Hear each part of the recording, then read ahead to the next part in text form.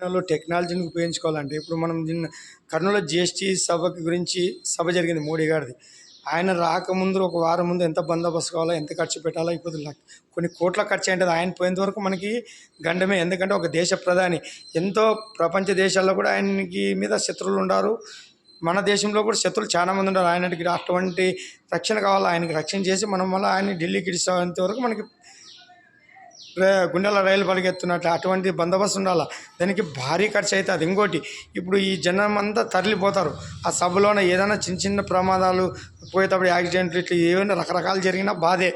ఇంక రాను ఏం చేయాలా, మనం ఒక టైం కేటాయించాలి. ప్రధాని చూడడానికి ఇంత అంగు అరపాటం లేకుండా ఒక లైవ్ ప్రతి ఒక్కరితో లైవ్. ఇప్పుడు లైవ్ క్రికెట్ అందరూ క్రికెట్ చూస్తున్నామా, 1,00,000 మంది పట్టరు స్టేడియంలో, కానీ కొన్ని కోట్ల మంది వీక్షిస్తారు. అట్లా మనం ఒక టెలివిజన్ని మరి ఒక ప్రసారం తీసుకొని ఇప్పుడు కర్నూలు జిల్లా గురించి మాట్లాడాలి. కర్నూలు అంతా తీసుకొని మాట్లాడాలి. ఆ మాటల కోసమే కదా మనం అంతమంది పోతాం మోడీని చూడాలని.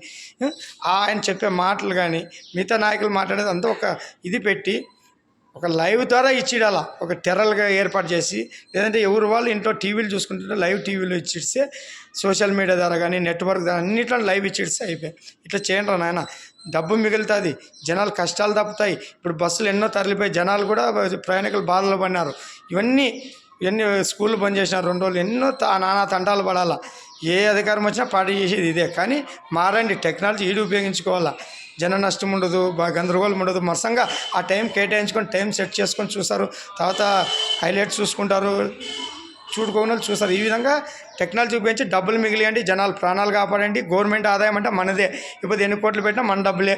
ఆ డబ్బులు ఇంకొక దానికి ఉపయోగించవచ్చు. ఇప్పుడు ఆ కర్నూలుకే ఇంకా డెవలప్ చేయొచ్చు మనం ఆ డబ్బుల్ని ఆ సభలు పెట్టే బదులు. ఇట్లా ఆలోచించండి. ఇది టెక్నాలజీ ఉపయోగించమంటే.